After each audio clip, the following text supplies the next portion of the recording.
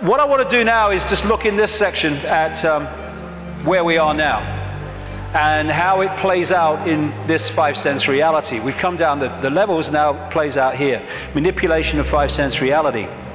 And what I call the coordinates. Because once we realize basic coordinates of where they want to take the world and the methods they use to take us there, suddenly what seems to be a bewildered world and what's going on, it just morphs into clarity. The question is, how do they do it? It's a good question, because at first sight, how do a few control the many? Impossible, but it's not, because of the way they've structured society. Just to very quickly recap, they want to lock humanity in the five senses, so we don't perceive beyond it. We're locked in that prison.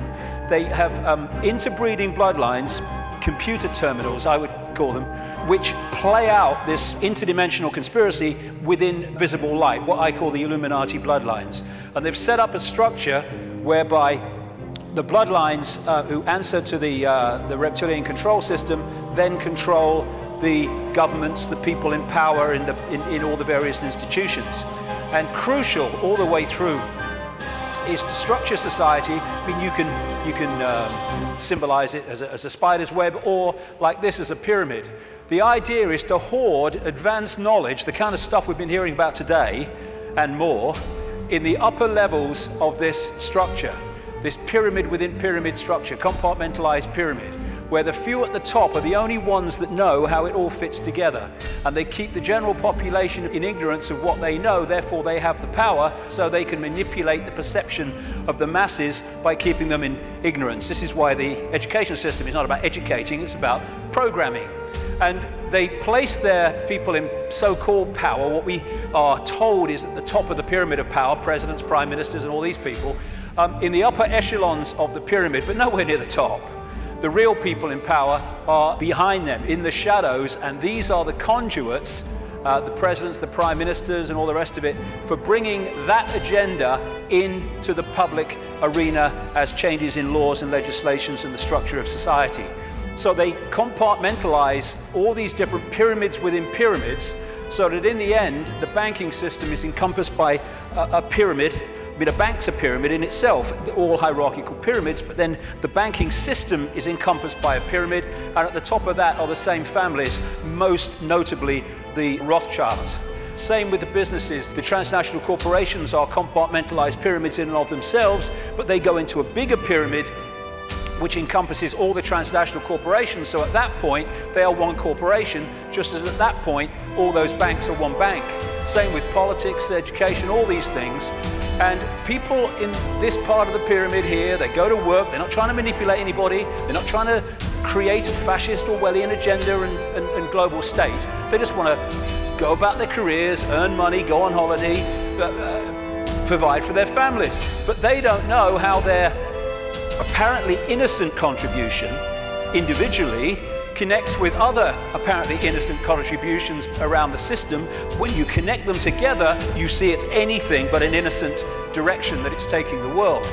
And that's how they keep what's going on in the hands of the few. This is Neil Haig's representation of that.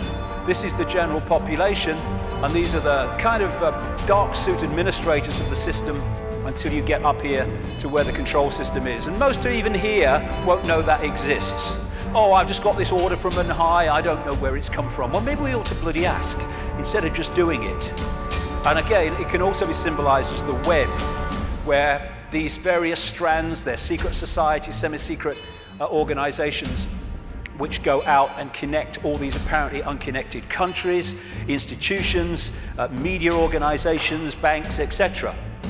And this Illuminati network, symbolized as the bearded man, spews out all these people who apparently appear to be random. To run for president needs cuckoo land amounts of money. Where do they come from? It comes from here. Where does that money come from? And therefore, you have two people put up for president who are there because of the money provided by this network. Therefore, they've chosen not only who it's going to be, but they've sorted out what the policies are going to be in return for that money. And this is what they do. We think we're choosing our leaders. We're not. It's a myth. And so this structure that I showed you earlier comes into this. where these leaders are put into power to carry out the agenda of the control system, which is why when parties change, whatever they've said in opposition goes out the window and they start acting like the party in government previously that they were criticizing. The common denominator is whoever gets in power basically introduces the control system, and whoever's out of power opposes the control system verbally, which means that you have the illusion of choice when whoever's in power unfolds the agenda. So there is no choice. It's a myth. And they control these institutions and play the people off against each other, divide and rule, both within countries and between countries, keeping everything in a constant state of confusion and conflict. And that's the key. Manipulating confusion and conflict is child's play. Manipulating harmony, manipulating respect between each other is a nightmare. So they have to keep the world in constant states of conflict. Now, when you bring it down to an individual country, as we come down this structure, this is what you find in every country. You had in America, it's a wonderful example, but it plays out all over the world. During the Bush years, Republican, that administration was controlled by a group of people known as neocons, neoconservatives, including all these people like Richard Perle and all the rest of them. And over here, you have what I call, anyway, the democons. This is a network of people. I put Kissinger in the democons because he's an advisor to Obama at the moment, but he spends most of his time with the neocons, Kissinger. He just goes with whoever's winning. And the democons are a group of people that control the democratic administrations. But the democons and the neocons are controlled by the same force once you get to here. So people think, oh, I voted Republican this time. Oh, I'm going to put the Democrats in because I like that Obama got a nice smile. And what you're doing is voting for this, whatever. And that's what's happening in this country. Same thing. And so when people say Big Brother Bush or Big Brother Obama, no, it's not. These are just puppets. Dance, I said dance. When I say jump, I mean Olympic high jump record. This is the thing. You take one mask off, you put another mask on. And because it's a different mask, we think it's a different administration, we think controlled by different forces. No, no. And what you have is the movie playing out in the public arena, people who appear to be in opposition to each other when they're controlled by the same puppeteer. And once you look beyond the movie, that's when you start to see what's really happening in the world. So the cards are moved around in line with an agenda for the constant, incessant centralization of power. And it's done with people who, I keep coming back to, have a DNA with empathy deleted, which means anything goes in pursuit of this agenda. And the people are misdirected, diverted by the way society is manipulated and controlled, increasingly so with more and more laws affecting the fine detail of our lives, so that we spend so much time surviving and rushing around, we don't lift our head up and see what's going on. So puppet people are essential to the few controlling the world. And when we cease to be so, and it's happening more and more, then this will be over. Humans have been put into this round and round and round circular lifestyle with 1 week leads into another week and another week, just a repeating cycle of action and work and sleep and eat and work and sleep and eat for so many people. And this is the structure that they're moving towards. Why? Because when you're the few and you want to control the many, you have to centralize decision-making.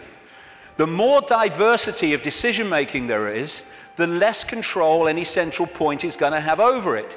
So what you need to do is constantly centralize power, so control over more and more and more people goes into fewer and fewer hands.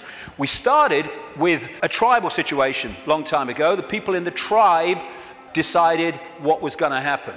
We then brought, as part of this centralization, it's gone over at this whole period I'm talking about, the tribes came together into what we call nations. And now, a few people at the center of the nation are dictating to all the former tribes that make up that nation. We're now well into the next stage of that, which is bringing nations together under unions like the European Union, so a few people at the center are now dictating to all those nations which are made up of all those tribes before.